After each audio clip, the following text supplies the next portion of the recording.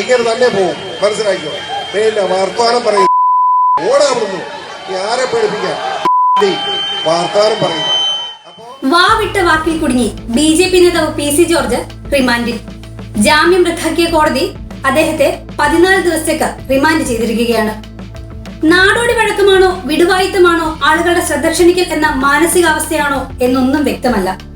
പക്ഷേ PC-യെ കേരളം ആകെ ഓർക്കുന്നത് അദ്ദേഹത്തിന്റെ രാഷ്ട്രീയ നിലപാട് കൊണ്ടല്ല, അൺപാർലമെന്ററി പ്രയോഗങ്ങളും പൊളിറ്റിക്കൽ കറക്റ്റ്നസ് തീരെ ഇല്ലാതെയുള്ള അഭിപ്രായ പ്രകടനങ്ങളും കൊണ്ടാണ്. മതവിദ്വേഷ കലാബാഹ്വാന കുറ്റം ചുമത്തി PC ജോർജിനെ അറസ്റ്റ് ചെയ്യുന്നത് ഇതാദ്യമല്ല. 3 വർഷം മുമ്പ് തിരുവനന്തപുരം അനന്തപുരിയിൽ ഹിന്ദു മഹാസഭയുടെ സമ്മേളനത്തിൽ പ്രസംഗിക്കുന്നതിനിടെ നടത്തിയ പരാമർശം വലിയ തോതിൽ വിവാദമായിരുന്നു. അന്ന് ഈരാറ്റുപേട്ടയിലെ വീട്ടിലെത്തി ഫോർട്ട് പോലീസ് അതിനാടകീയമായി PC-യെ കസ്റ്റഡിയിലെടുത്ത് കൊണ്ടുപോയി. കേസിൽ ഒരു വിട്ടുവീഴ്ചയും ഇല്ലാത്ത നടപടിയായിരുന്നു പോലീസും കോടതിയും അന്ന് സ്വീകരിച്ചത്. PC ജോർജിനെ അറസ്റ്റ് ചെയ്ത് റിമാൻഡ് ചെയ്തു. പിന്നീട് കർശന വ്യവസ്ഥയോടെ ജാമ്യം കിട്ടി PC പുറത്തിറങ്ങി. എന്നാൽ അടങ്ങിയിരിക്കാൻ തയ്യാറല്ലായിരുന്നു. പാലാരിവട്ടത്ത് മറ്റൊരു സ്ഥലത്തും PC ഇത്തരത്തിൽ മതവിദ്വേഷ പരാമർശം നടത്തി. അതോടെ പാലാരിവട്ടം പോലീസ് കേസെടുത്ത് അന്വേഷണം ആരംഭിച്ചു.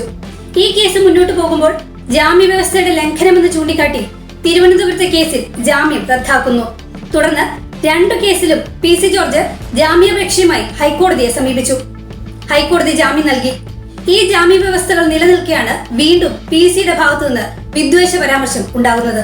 ഇതുകൂടാതെ സോളാർ പീഡന കേസിലെ പരാതിക്കാരി നൽകിയ മറ്റൊരു പീഡന പരാതിയിലും PC ജോർജിനെ അറസ്റ്റ് ചെയ്തിരുന്നു. തൈക്കാട് ഗസ്റ്റ് ഹൌസിൽ വിളിച്ചു വരുത്തി കടന്നുപിടിച്ചുവെന്നും ഫോണിലൂടെ അശ്ലീല സന്ദേശങ്ങൾ അയച്ചുവെന്നുമായിരുന്നു പരാതി. കേസിൽ മ്യൂസിയം പോലീസായിരുന്നു അന്ന് കേസെടുത്തത്.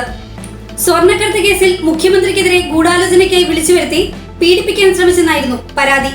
ഗൂഢാലോചന കേസിൽ ചോദ്യം ചെയ്യലിന് വിധേയനായ PC ജോർജിനെ പോലീസ് കസ്റ്റഡിയിലെടുക്കുകയും അറസ്റ്റ് രേഖപ്പെടുത്തുകയുമായിരുന്നു.